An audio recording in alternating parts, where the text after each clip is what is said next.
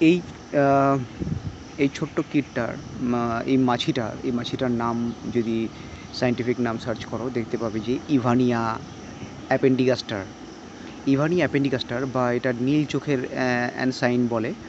তো যদিও এর চোখ নীল আমি তো দেখতে পাচ্ছি না, ইন্টারনেটে থেকে একটু সার্চ করলে হয়তো বোঝা যাবে, এর কোনো ভালো ভালো ছবি পাওয়া যাবে।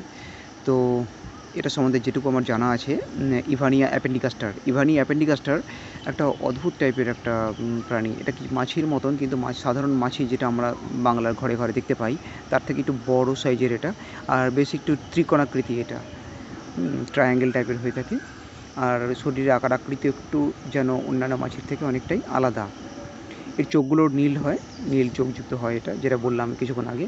তবে এটার সবথেকে ইন্টারেস্টিং যেটা আমি শুনেছি সেটা হচ্ছে যে এটা এটা পরজীবী, মানে এর আরশোলার যে ডিম আছে, আরশোলার ডিমের উপর নির্ভর করে এরা বেঁচে থাকে।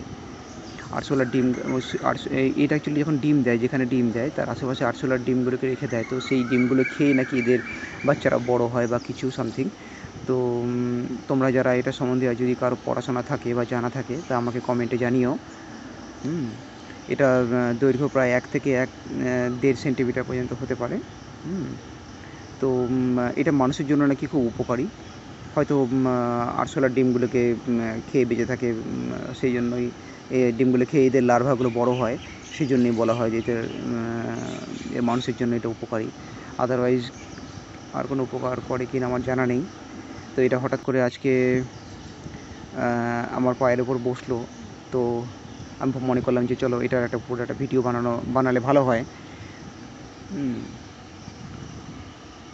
চলো, পুরুষ এবং স্ত্রী দুরকম হয়ে থাকে, হ্যাঁ, তবে যারা জানে তারা দেখলে বুঝতে পারবে কোনটা পুরুষ আর কোনটা স্ত্রী। এই মুহূর্তে আমি বুঝতে পারছি না এটা পুরুষ না এটা স্ত্রী। তো আর একটু ভালো করে দেখলে, বা আমার মোবাইল সেরকমভাবে সাপোর্ট করছে না, বেশি কাছে নিয়ে গেলে ঘোলা হয়ে যাচ্ছে। তবে এই স্ত্রী ইভানিয়াগুলোর ডিম পাড়ে, এবং ডিমগুলো কোথায় পাড়ে জানো তো? ডিমগুলো যেখানে তেলাপোকার ডিম থাকে ঠিক আশেপাশেই পাড়ে। ধন্যবাদ।